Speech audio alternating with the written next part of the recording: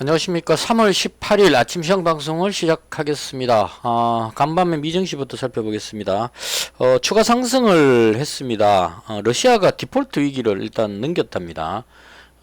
부채를 달러로 지급을 했다. 이렇게 해서 그 러시아 디폴트 위기감이 있었는데요. 그게 일단 해소가 되면서 상승에 약간 그 원동력이 됐고요. 그 다음 연준에서 금리 인상한 부분 0.25포인트 인상이 시장이 좀 긍정적으로 계속 반응을 하는 것 같습니다. 그래서 이 두 가지 연유로 인해서 미증시가 추가로 좀 더 상승을 했습니다. 나스닥 지수 보시면요, 어제 강하게 올라오고 오늘 또 추가로 상승을 했습니다. 지금 앞쪽에 여기 매물이 많기 때문에 강하게 쉽게 올라가기는 어려울 것 같아요. 그래서 중요한 것은 하락 추세가 방향을 돌렸다는 이 부분이 컸다고 생각을 합니다. 그러니까 금리 인상 우려감으로 3월달에 금리 인상할 것이라는 우려감으로 계속 빠지고 있었던 부분에 러시아 우크라이나 전쟁으로 인해서 빠졌던 부분, 그리고 여기서 보시면 전쟁이 일어나고 나서 이제 전쟁이 조기에 끝날 것으로 예상하고 반등을 했었는데 생각과 다르게 지금 전쟁이 장기화됨으로 인해서 밀렸거든요. 그래서 이 부분이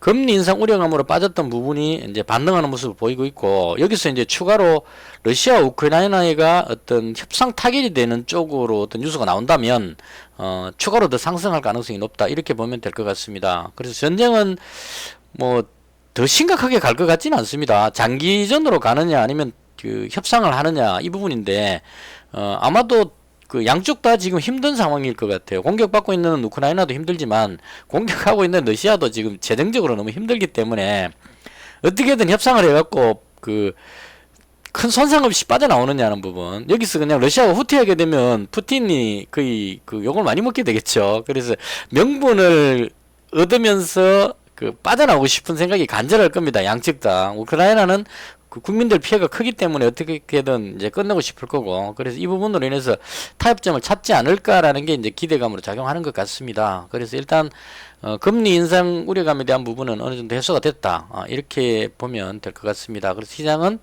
올라가기도 지금 조금 부담스럽긴 하지만 밑으로 빠지는 것보다는 조정을 받더라도 약한 조정을 받고 위로 상승, 이렇게 해서 상승 추세 쪽으로 보는 것이 맞지 않을까, 개인적으로 그렇게 생각을 합니다. 자, 그 다음 종목 부분인데요. 그 제가 그 잘 안 되는 부분이 지수 방향성 이런 건 어느 정도 좀 그 맞추는 편인데요. 올라갈 것 같다, 이까지는 좋은데 올라갈 것 같다고 해서 제가 잡은 종목이 못 올라가는, 이게 아직까지 좀 문제입니다. 그래서 이건 계속 노력 중이고요. 여러분들이 그 좋게 보는 종목들을 매매하시면 될 것 같습니다. 제가 하는 종목들은 그냥 참고만 하시고요. 잘 안 맞습니다. 그래서 그 상승할 줄 알면서 어제 같은 경우도 증시가 그 코스닥이 급등했죠. 갭으로 떠서 이렇게 올라갈 정도로 급등했는데 종목을 다 가지고 있었는데 마이너스 10만원이 나오는 이런 비참한 결과가 나오고 있습니다. 그래서 이 부분은 조금 그 아직 노력 중이니까요. 혹시 좋은 종목 이런 거 있으시면 댓글에 좀 가르쳐 주시는 것도 한 방법이고요. 일단 그렇다는 거 말씀드리고, 자, 오늘도 마찬가지로 일단 그 어제 시간에 강했던 종목을 언급을 안 할 수가 없습니다. 지금 이게 왜냐면 시간에 강했다고 해서 오늘 그 수익 올리기는 상당히 어렵습니다. 무슨 말이냐면 이 부국철강이 지금 시간에 상한가 가장 먼저 들어간 것 같아요. 철강 관련한 어떤 뉴스가 있었던 것 같습니다. 미국의 어떤 철강 규제 이 부분이 뭐 완화되는 쪽의 어떤 뉴스가 그 나온 것 같은데 확실한 건 아닌 것 같고요. 그래서 그런 기대감으로 그냥 시간에 상한가 들어갔는데, 실적을 봤는데 대체로 철강 관련주들이 실적이 괜찮아요. 보시면 제가 이 어제 상한가 들어간 종목도 다 봤는데 그 전년도에 비해서 매출도 급증을 했고 영업이익하고 순이익이 지금 많이 상승을 했습니다. 이 어제 상한가 들어간 종목 다 눌러보면 다 그렇습니다. 매출도 많이 올랐고 영업이익, 순이익 다 올랐죠. 그래서 철강 관련주들이 대체로 실적이 좋았다. 그럼에도 불구하고 왜 철강 관련주가 이제까지 못 오르고 여기서 빌빌거리고 있었느냐. 이게 아마도 그 미국하고 유럽 쪽인가 철강 규제 관련한 이런 뉴스가 있었던 것 같아요, 과거에. 그래서 그런 연유로 인해서 현재는 실적이 좋지만 앞으로 실적이 좀 나빠질 것이라는 우려감으로 빠졌던 것 같고요. 그래서 이게 아마 어제 상한가 들어간 뉴스가 그것 때문인 것 같아요. 그 미국에서 철강 관련한 어떤 규제 이런 부분들에 대해서 조금 완화되지 않을까라는 이런 기대감으로, 실적이 좋으니까 규제만 완화된다면 뜬다, 뭐 이런 의미로 해석된 것 같아요. 정확한 건 아니고 제 짐작으로 말씀드리는 겁니다. 자, 그래서 문제는 뭐냐면 어제 그거 할 때도 마찬가지였죠. 로봇 관련주 할 때도 마찬가지였죠. 시간의 상한가에서 유진 로봇이 갭으로 떠서 상한가 들어갔었습니다. 분봉상으로 봤을 때. 갭으로 떠갖고 상한가 들어갔다가 그 다음 빠질 때는 반대로 빠집니다. 올라갈 때는 대장이 제일 먼저 상한가 들어가고 그 다음 두 번째 종목이 따라서 올라갑니다. 강하게. 그 다음 이제 3등주가 따라서 올라가고 이렇게 올라가는데 빠질 때는 거꾸로 빠집니다.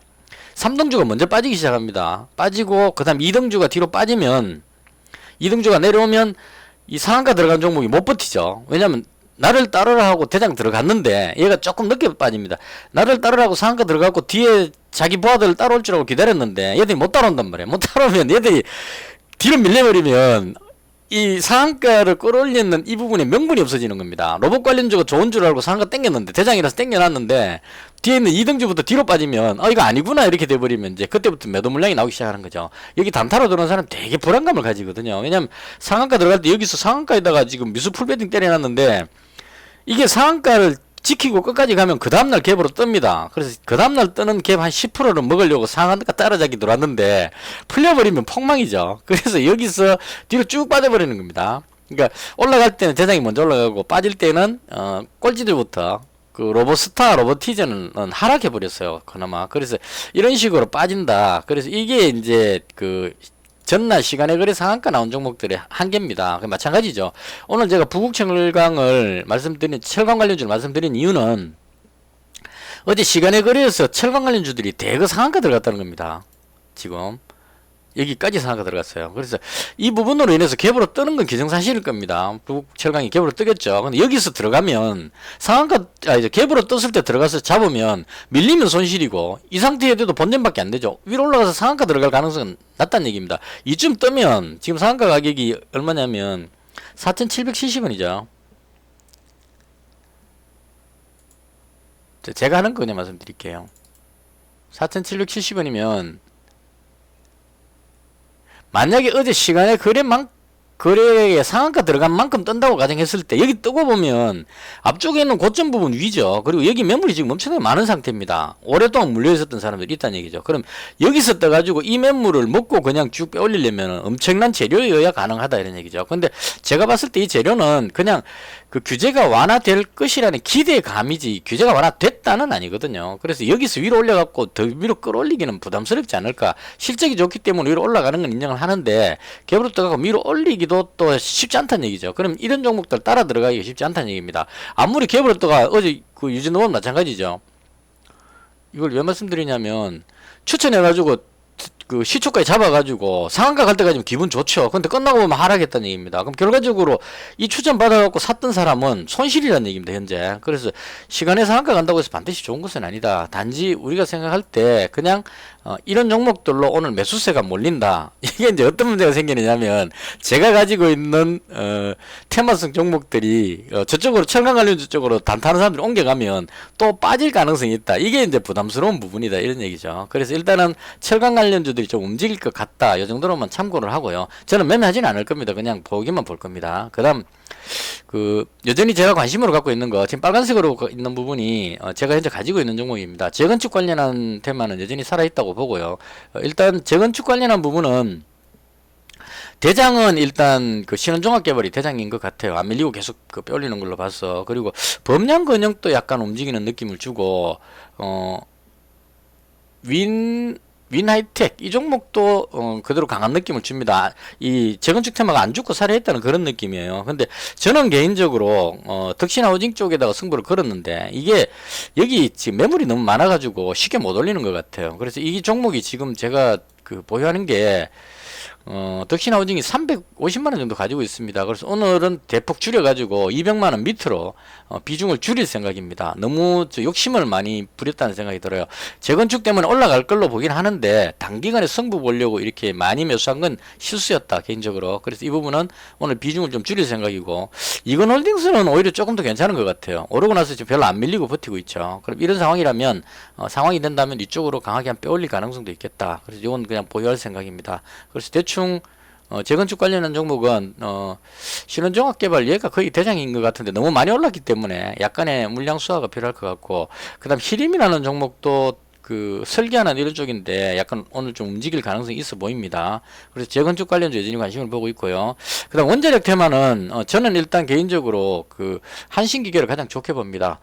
뜨고 나서 지금 계속 밀어올리고 있기 때문에. 근데 이게 이제 조금 더 올라가고 나면 한 9,000원대 주고 정도 가고 나면은 그 단일가 지정 뭐 이런 뉴스가 뜨게 될 거예요. 그럼 또 약간 조정받게 될 것 같은데 그때까지는 오르지 않을까. 그래서 개인적으로 봤을 때 대장은 한신기계인 것 같고 보성파워텍도 강하긴 한데 얘는 개인적으로 별로 들어가고 싶은 생각이 안 들어서 올라가더라도 얘는 그냥 구경만 하겠습니다. 기타 뭐 두산중공업, 우진 뭐 이런 종목들 쭉 있는데요. 참고해서 이 관련 종목들이 아주 많습니다. 개인적으로 저는 이제 그 가능성이 있어 보이는 종목을 앞쪽에다 쭉 지금 등록해 놨는데요. 참고하셔서 하시면 될 것 같고, 그 다음 디지털 관련주는 아직까지 지금 이 종목이 왔다 갔다 하고 있는데 어제는 저게 올라갔죠. 오픈베이스가 또 끌어올리는 모습이 나왔습니다. 원래는 데이터 솔루션이 대장이었는데 데이터 솔루션 대장, 그 다음 부대장이 오픈베이스였는데 데이터 솔루션이 너무 많이 올라와 버렸기 때문에 끌어올리기 힘드니까 얘는 쉬고 있고, 그 다음 이제 또 다른 오픈베이스 끌어올리는 이런 모습이 나왔습니다. 이게 계속 돌면서 움직일 것 같고요.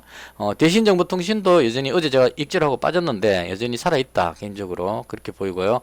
저는 개인적으로 엑셈이라는 종목 좋게 보는데 위치가 지금 매물이 많은 자리라서 시간이 좀 걸리지 않을까. 그래서 이 종목은 좀 더 지켜보다가 기회를 노려볼까 싶습니다. 대충 이렇게 해서 데이터 관련주들 좀 움직이는 있을 것 같고요. 그 다음 어제 처음으로 제가 편입했는 게 반도체 관련주입니다. 이 중에 반도체 종목은 아주 많이 있는데요. 뭐, 그 무거운 종목으로 치자면 SK 하이닉스가 지금 상당히 강하게 움직이는 이런 모습들 다 보이고 있는데 저는 개인적으로 그 매크스라는 종목을 좀 좋아하는 편입니다. 여기서 몇 번 시도하다가 밀리길래 정리해 버렸는데 제가 생각하던 이 선 거놓은 게 그때 꺼놓은 거거든요. 이 정도 선만 뚫으면 올라가지 않겠나 생각하고 어제 100만원치를 잡았습니다. 그래서 매크스 괜찮아 보이고요. 그 다음 그 뉴파워 플라즈마라는 종목, 이 종목도 실적이 괜찮아 보였어요. 일단 관심권에 한번 더 봤습니다. 상황 봐서 이것도 마찬가지죠. 어느 정도 올리고 나서 지금 매물이 많다 보니까, 그리고 올라가려 그러면 꼬리 달고 누르고 올라가려 그러면 눌렸기 때문에 여기쯤 오면 이제 팔고 싶은 생각이 되게 많이 든다는 얘기죠. 근데 이럴 때 이걸 밀어 올려서 뚫어버리면 아주 강한 흐름이 나올 수도 있다. 그래서 반도체 관련해서는 저는 이제 투자금이 많지 않기 때문에 뭐 삼성전자나 뭐 SK 하이닉스 이런 12만원짜리 이런 거 사긴 힘드니까요. 좀 가벼운 종목으로 매크스하고 뉴파워 플라즈마 이 정도 종목을 반도체로 관심을 두고 있습니다. 대충 이렇게 해서 오늘 제가 관심으로 보는 종목들이고요. 일단 오늘 제가 가장 급선무를 해야 될 거는 덕신하우징의 비중이 너무 높은 부분, 이 부분을 어제도 말씀드렸는데 추세가 상승 추세라면 100만원씩 그 지금 760만이니까 100만원씩 7종목 이렇게 가지는 게 오히려 나을 수도 있다. 그래서 그 지금 비중 많이 잡힌 종목을 비중을 줄이고 새로운 종목을 하나씩 추가로 잡아나가는 그런 방식을 하도록 하겠습니다. 자, 오늘 하루도 금요일이라서 조금 부담스럽긴 하지만 일단 그 지수가 확 꺾일 일은 없을 것 같으니까요. 종목 잘 잡으셔가지고 수익 많이 올리시길 기원 드리고요. 저는 장 끝나고 마감 시황에서 찾아뵙도록 하겠습니다. 시청해 주셔서 대단히 감사합니다.